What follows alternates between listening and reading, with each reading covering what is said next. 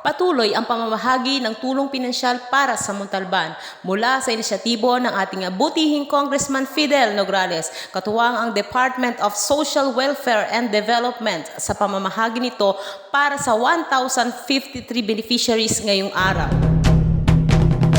Katuwang po natin ang CFN Marshal na siya nagpapanatili ng kaayusan.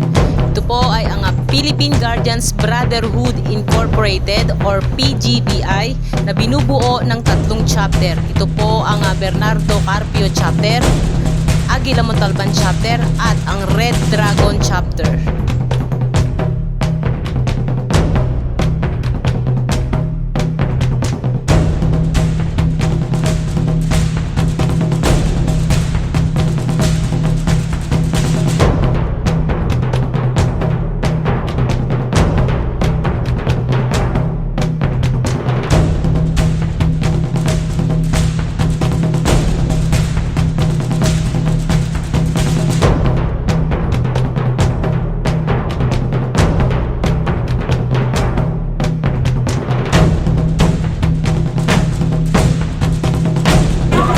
Maraming salamat po kay Congressman Nograles.